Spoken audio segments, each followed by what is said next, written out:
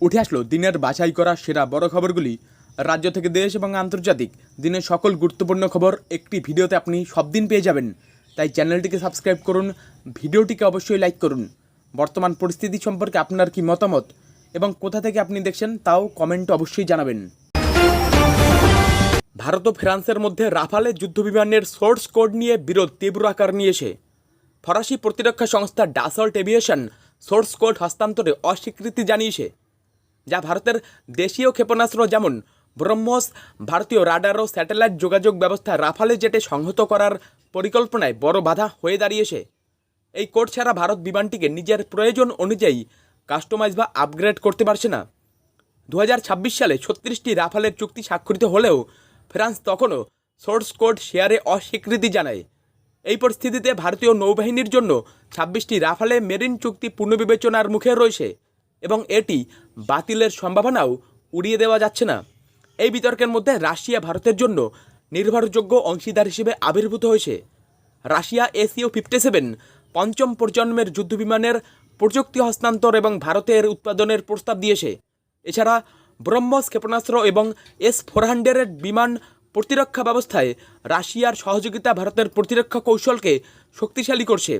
ভারতের make in India উদ্যোগের আলোকে প্রযুক্তিগত স্বাধীনতা অগ্রাধিকার হয়ে উঠেছে। ফ্রান্সের তুলনায় রাশিয়ার উন্মুক্ত সহযোগিতা ভারতকে SU-57 এবং S-500 মতো উন্নত প্রযুক্তির দিকে ঝুঁকতে উৎসাহিত করছে। বিশ্বজুড়ে চলমান অস্থিরতার মধ্যে মার্কিন প্রেসিডেন্ট ডোনাল্ড ট্রাম্পের একটি সিদ্ধান্তে অসন্তোষ প্রকাশ করেছে উত্তর কোরিয়া। উত্তর কোরিয়ার সরকার এক বিবৃতিতে বলেছে যে আমেরিকা যুদ্ধের মতো পরিস্থিতি তৈরি করার চেষ্টা করছে। আমেরিকা যদি নিজেদের উন্নতি না করে তাহলে কেউ পারমাণবিক যুদ্ধ থামাতে পারবে না। উত্তর কোরিয়া নিউজ অনুসারে কিম জং উনের সরকার গোল্ডেন ডোমের উপর ক্ষুব্ধ। আমেরিকা তার এলাকা নিরাপদ রাখার জন্য একটি গোল্ডেন ডোম তৈরির কথা বলেছে, ভবিষ্যতে যাতে এর এলাকায় কোনো ক্ষেপণাস্ত্র হামলা না ঘটে সেজন্য এটি মহাকাশে মোতায়েন করা হবে। ট্রাম্পের দ্বিতীয় কার্যকালের সময় প্রথম বড় হুমকিটি দিয়েছিলেন কিম জং উন। কিমের সরকার আমেরিকাকে অবিলম্বে এটি প্রত্যাহার করতে বলেছে। উত্তর কোরিয়া বলেছে যে আমেরিকা তার আধিপত্য বৃদ্ধির জন্য বিশ্বকে বিপদে ফেলছে। কিম জং উনের ক্রোধের সবচেয়ে বড় কারণ হলো জাপান এবং দক্ষিণ কোরিয়ার সাথে আমেরিকার সম্পর্ক। কিম বিশ্বাস করেন যে যদি গোল্ডেন ডোম অভিযান আমেরিকায় সফল হয় তাহলে দক্ষিণ কোরিয়া এবং জাপানেও এই ব্যবস্থা বাস্তবায়িত হবে। জাপান এবং দক্ষিণ কোরিয়াকে উত্তর কোরিয়ার শত্রু হিসেবে বিবেচনা করা হয়। আমেরিকার সহযোগিতা সত্ত্বেও উত্তর কোরিয়া মাঝে মাঝে উভয় দেশকেই হুমকি দিয়ে চলেছে।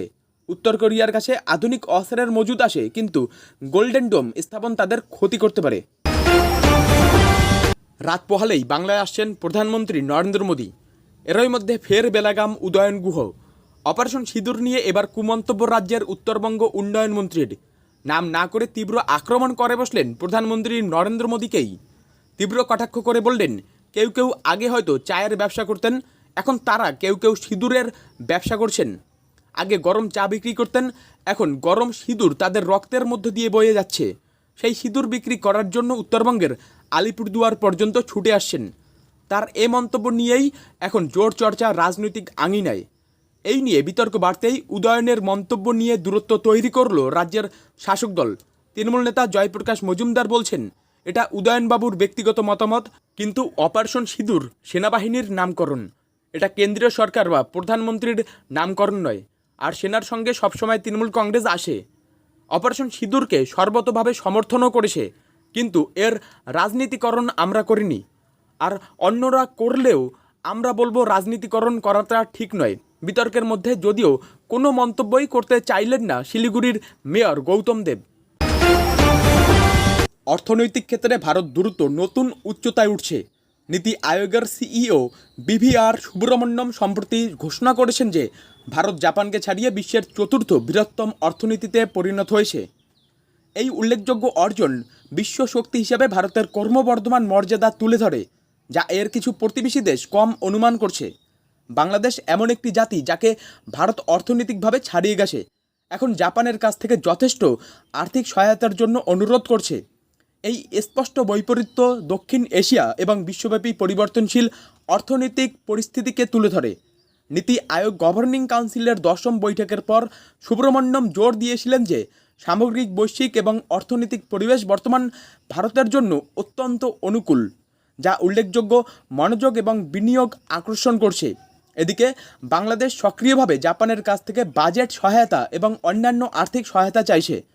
আশা করছি যে বাজেটীয় প্রয়োজনের জন্য $500 মিলিয়ন বেশি এবং তার রেলওয়ে খাতের জন্য অতিরিক্ত $250 মিলিয়ন পাবে। এই পদক্ষেপ বাংলাদেশের অর্থনীতি এবং অবকাঠামোকে শক্তিশালী করার জন্য বাহ্যিক সাহায্যের উপর নির্ভরতার ইঙ্গিত দেয়। প্রধান উপদেষ্টা অধ্যাপক মোহাম্মদ ইউনুস 4 দিনের সরকারি সফরে টোকিওর উদ্দেশ্যে রওনা হবেন, যেখানে তিনি 30তম নিক্কেই ফোরাম ফিউচার অব এশিয়ায় অংশ নেবেন এবং জাপানের প্রধানমন্ত্রী সঙ্গে দেখা করবেন। পেহেলগাম সন্ত্রাসী হামলা ও অপারেশন সিঁদুরের পর ভারত পাকিস্তানের মধ্যে উত্তেজনা এখনও অব্যাহত। পাকিস্তানের ড্রোন ও ক্ষেপণাস্ত্র হামলার ব্যর্থ প্রচেষ্টার জবাবে ভারত পাকিস্তানের 11টি বিমান ঘাঁটি লক্ষ্য করে প্রতিশোধমূলক হামলা চালায়, যার মধ্যে মুরিদ বিমান ঘাঁটির ব্যাপক ক্ষতি হয়। উচ্চ রেজলিউশন স্যাটেলাইট ছবিতে দেখা গেছে মুরিদ বিমান ঘাঁটির ভূগর্ভস্থ স্থাপনায় 30 মিটার দূরত্বে 3 মিটার প্রশস্ত গর্ত তৈরি হয়েছে। এছাড়া মনুষ্যবিহীন বিমানের হ্যাঙ্গারও সংলগ্ন কাঠামো ক্ষতিগ্রস্ত হয়েছে। পাকিস্তানের পাঞ্জাব প্রদেশের চকওয়াল জেলায় অবস্থিত এই বিমান ঘাঁটি জম্মু ও কাশ্মীরের নিয়ন্ত্রণ রেখা থেকে মাত্র 150 কিলোমিটার দূরে, যা পাকিস্তানের অন্যতম গুরুত্বপূর্ণ সামরিক ঘাঁটি। ইন্টেল ল্যাবের গোয়েন্দা গবেষক ড্যামিয়ান সাইমন জানিয়েছেন, মুরিদ বিমান ঘাঁটির অত্যন্ত সুরক্ষিত কমপ্লেক্সে এই হামলা চালানো হয়েছে, যেখানে 2টি সীমানা, নজরদারি টাওয়ার ও বোমা প্রতিরোধী প্রবেশদ্বার রয়েছে।